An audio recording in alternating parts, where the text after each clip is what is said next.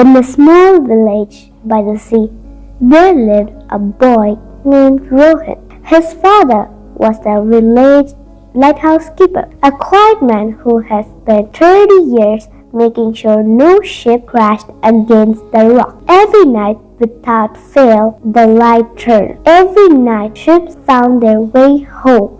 But one winter, Rohan's father fell ill. The doctor said his hand had grown too weak to climb the lighthouse stairs. And that night, for the first time in 30 years, the light did not turn. Rohan was only 14. He had never climbed those 200 steps alone. He had never lit the great lamp by himself. He stood at the bottom of the tower, hands trembling, listening to the storm grow louder over the sea. "I can't do it," he whispered. "I'm not ready." His father, weak but awake, called him closer. "Rohan," he said, "the light was never about being ready. It was about someone deciding to climb, even when they weren't." Rohan climbed. His legs burned. The wind screamed through the tower's old stones, and twice his small lantern nearly went out. Halfway up, he wanted to turn back, but then he thought of the ship out there, fishermen, families, people who trusted that someone would keep the light burning. He kept climbing, one step and another, not because he felt brave,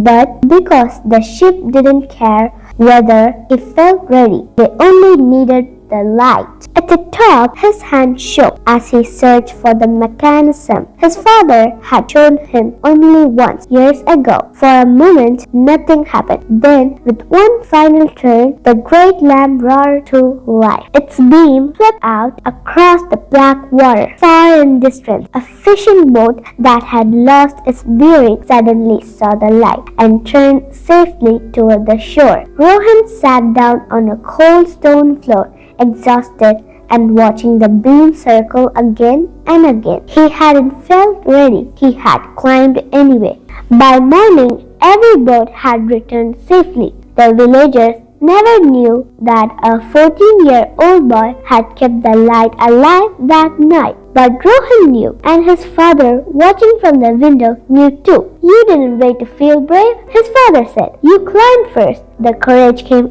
after." We often wait to feel ready before we start, but readiness rarely comes first. It comes after the climb, after the first step taken with fear, after showing up when it would have been easier to stay in bed. Somewhere, your light is waiting to be turned on. You don't need to feel ready. You just need to start climbing.